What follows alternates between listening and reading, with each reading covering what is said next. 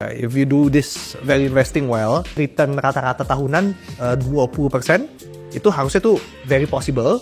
Kenapa kalau orang di saham tuh kadang suka gatelan? Karena mereka fokus ke price-nya. Oh hari ini beli 5.000, besok 5.100. Oh udah naik, jual. Karena itu ada grafiknya dan setiap hari naik turun. Dan kalau teman-teman lihat sekarang itu banyak loh perusahaan-perusahaan besar yang dihargai dalam tanda kutip cukup murah.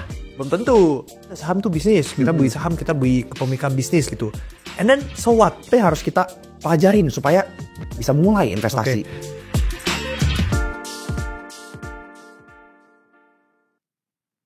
Halo teman-teman, selamat datang di acara chatting. Ya, hari ini saya bersama Jo, kita akan membahas tentang perjalanan saham dari nol ya Jo. Kau belajar saham dari nol. Buat teman-teman yang nonton ini, yang baru mau mulai Jo perjalanannya. Ya kan? Karena kalau Jo ini udah invest dari tahun berapa Jo? 2019-2020 lah, berarti kurang lebih 4-5 tahun. Ya, 5 tahun. Nah, udah pasti sempet lah ya mengalami masa trial and error, banyak kesalahan. Nah, yang saya mau angkat topik hari ini adalah supaya teman-teman yang nonton, yang baru mulai Jo, itu bisa lebih cepat belajarnya. Nah, jadi pertanyaan ada, kalau Jo, lu balik nih, let's say 5 tahun yang lalu, tapi otaknya udah kayak sekarang ya. Nah, akan mulai dari mana Jo? Ya, supaya prosesnya lebih cepat, lebih sedikit melakukan trial and error, lebih sedikit melakukan kesalahan, hemat waktu, hemat uang, hemat hati, ya kan? Nggak trauma kambing gitu kan? Ya, jadi dari mana Jo mulainya gitu? Oke, first things first ya. Kalau saya melakukan suatu hal ya, apapun sebenarnya, kita nggak ngomongin investasi saham. Misal saya mau mulai belajar nyetir, pasti saya mau pahamin frameworknya dulu. Why? Saya mau pahamin ini tujuannya apa? Apa sih ini yang saya mau pelajarin? Jadi harus tahu benang merahnya dulu. Saya nggak mungkin belum ngerti apa-apa langsung nyetir mobil gas tanpa saya tahu mekanisme jalanan seperti apa, lampu merah itu apa. Kita harus pahamin dulu frameworknya. Dan ketika kita berbicara soal saham, ujung-ujungnya saham itu apa sih? Di balik suatu saham itu kan ada bisnis yang berjalan. Nah inilah mungkin pas pertama kali saya mulai berinvestasi, saya melihat suatu saham sebagai bukan bagian dari bisnis. Saya hanya fokus terhadap sahamnya. Mungkin kalau orang-orang yang baru masuk taunya tikernya. ABCD gitu. Tanpa mengetahui sebenarnya ini di balik ABCD ini apa sih? Bisnis apa sih? Ya. Nah, setelah udah paham nih, ya kan? Jadi ya udah saham tuh bisnis. Kita beli saham, kita beli kepemilikan bisnis gitu. And then so what gitu. Itu kan pasti pertanyaan orang. Yes. Kita ngarahnya kemana setelah itu? Apakah dengan cuman bermodal itu aja, pemahaman itu doang, kita bisa langsung menjadi investor? Nggak usah ngomong muluk-muluk sampai investor yang legendaris lah. Minimal udah bisa invest belum kalau cuma paham itu doang. Nah, Etienne, kalau kita ngomongin investasi ya, prinsipnya itu sebenarnya simple. Kita mau mencari bisnis yang bagus dan jual di harga yang murah. Jadi bentar. Kita pelan-pelan nih ya buat teman-teman ya. Jadi udah paham dulu nih saham tuh bisnis. Baru yang mau dicari tuh apa? Which is bisnis bagus, harga murah. Ya. Jadi itu langkah pola pikir selanjutnya kan gitu ya kurang lebih ya. Ya, dan untuk bisa mengetahui itu ya tentunya kita harus analisa. Kita harus analisa ini bisnis ini bergerak di bidang apa, ya kan? Dia dapat uang tuh dari mana sih? Karena yang kita percaya adalah sebagai investor ya, value investor, kita mau membeli suatu barang ataupun bisnis yang di bawah nilainya dan cepat atau lambat pasti itu akan kembali ke nilai wajarnya lah. Nah, inilah yang kita mau cari. Kita mau cari bisnis-bisnis bagus, ya katakanlah mungkin kalau teman-teman lihat sekarang itu banyak loh perusahaan-perusahaan besar yang dihargai dalam tanda kutip cukup murah. Belum tentu. Tergantung uploadnya apa. Dia juga. Kalau uploadnya tahun depan bisa jadi udah naik Jo. Ini juga.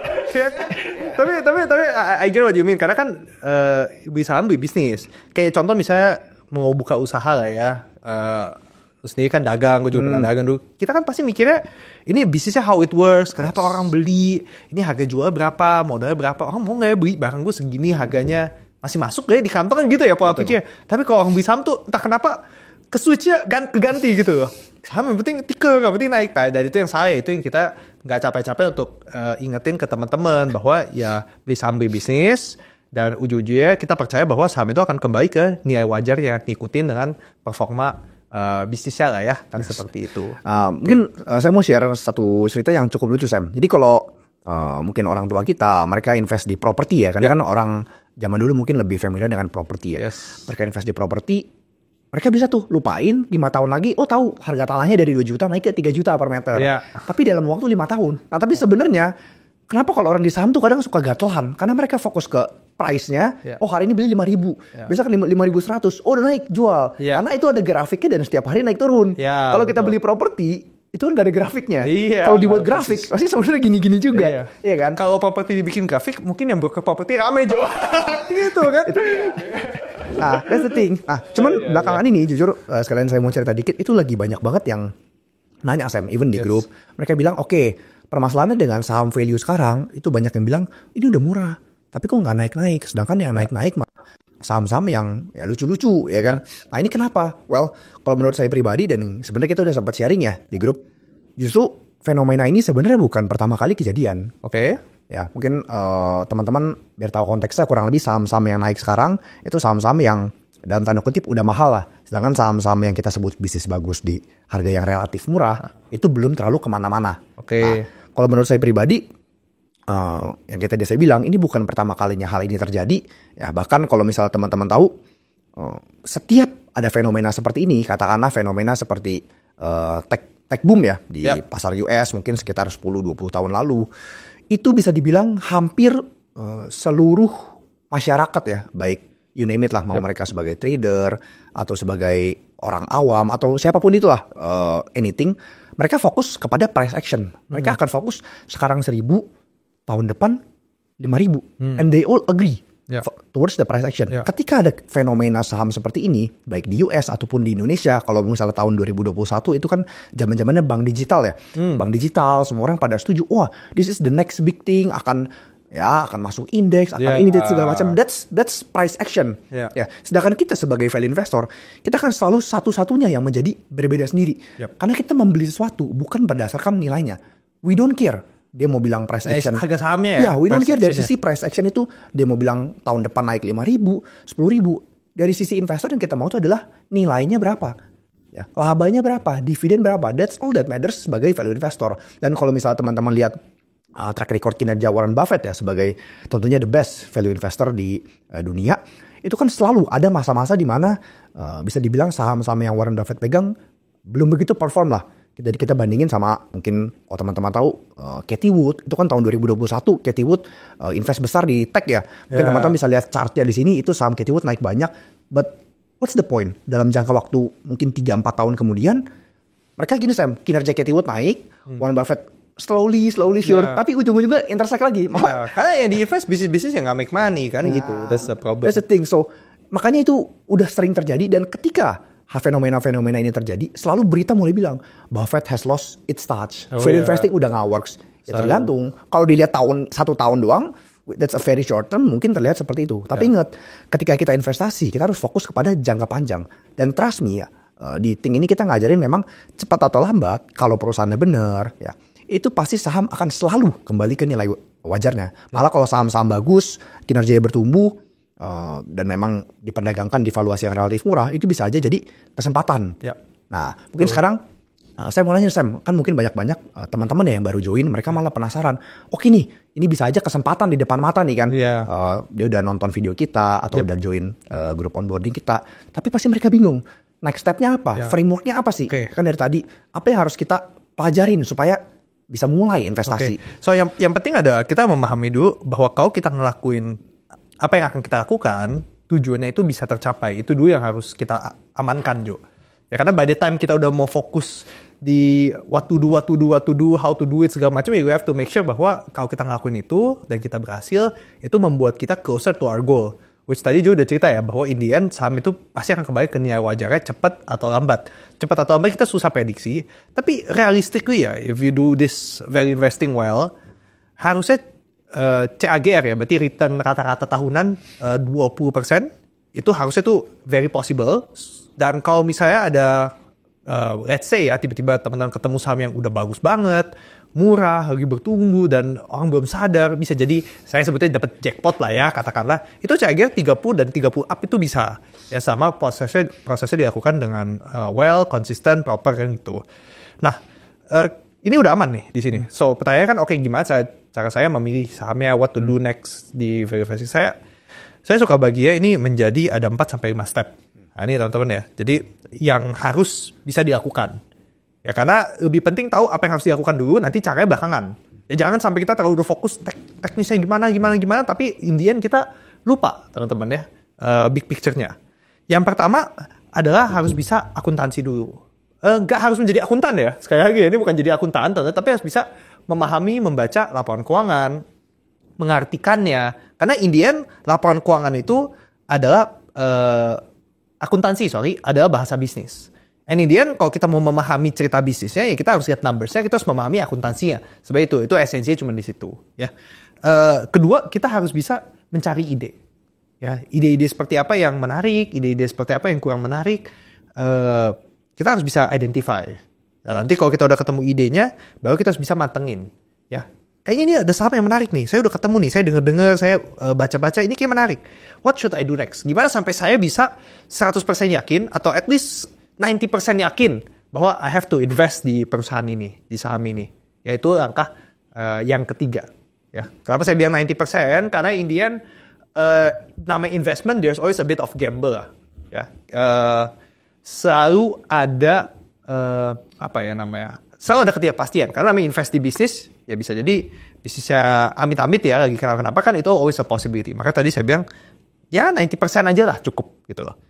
Baru setelah kita udah tahu, udah bisa nyari ide, bisa matangin ide, ya kita tentu harus bisa ngelola portfolio. Jadi saya harus beli berapa banyak di ide ini, dan habis itu apa yang harus saya lakukan? Apakah saya harus nunggu berapa lama? Saya harus ngapain nih setelah saya pegang ya? Jadi manage portfolio. Ya so basically 4 hal itu aja. Dan terakhir ya basically ya harus paham frameworknya lah ya. Itu tadi kan kita bahas ya. Tapi basically kalau teknisnya ya 4 itu aja. Sambil sabar. Tuh, karena sometimes things nggak selalu always work out secepat yang kita expect gitu loh. Nah, terkait 4 hal ini, mulai akuntansi, nyari ide gimana, matengin ide gimana, ngelola portfolio gimana, itu actually ada materinya di Think. Tapi kalau teman-teman, let's say, masa mau coba deh, perasaan coba cari-cari dulu di luar, misalnya, at least kita udah kasih gambar blueprintnya. Ya, nanti teman-teman bisa nyari kalau akuntansi juga actually ada banyak source juga, dan ya teman-teman feel free untuk explore. Cuman kalau di Think itu basically kita udah sajin materinya, jadi teman-teman ya tinggal ngikutin aja and gak usah kumpulin satu persatu, nge-fact check lagi ini bener apa enggak dan segala macam. Sama sebenarnya ada satu lagi Jo. Akhirnya paling penting. Ujung-ujungnya kalau kita udah tahu 4 hal tadi, tahu doang ya, itu kan masih sebatas teori. Oke. Pas praktek pasti ada kendala, ya dong. Ya kan itu kan. Yes. Belajar kalau bisa ya udah belajar harus terus. Tapi maksudnya kalau yang teori gambaran besar ya mungkin kalau rajin belajar di Think ya sebulan aja cukup. Yes. Actually. Cuman yang berikutnya adalah prakteknya gimana.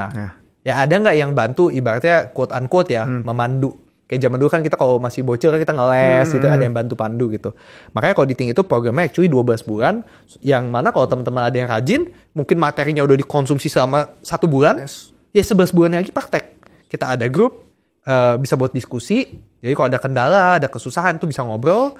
Kita juga banyak Think Class ya, acara bulanan kita bahas bareng, kita latihan praktek bareng, dan ya basically ya ada komunitas. Ya, jadi ngerjain perjalanan investasi nggak sendirian. Gitu. So menurut saya kalau balik dari nol dan udah paham pola pikirnya dan udah tahu apa yang harus dicari, ya I think perjalanan akan sangat jauh lebih cepat. Yes. So, karena ingat ya teman-teman, mungkin kita bisa belajar dari A sampai Z, tapi at the end, yang kayak Sam bilang benar banget, kita praktekin nggak? Karena sekarang mungkin saya mau nanya Sam ya, pas awal mulai invest Sam, ada berapa banyak teman yang startnya bareng-bareng? Mungkin banyak banget, ada 10 orang, 20 orang, tapi at the end, kalau sama gini aja lebih banyak yang minat. Itu dia, kalau sama gitu kan nggak pada minat Jo.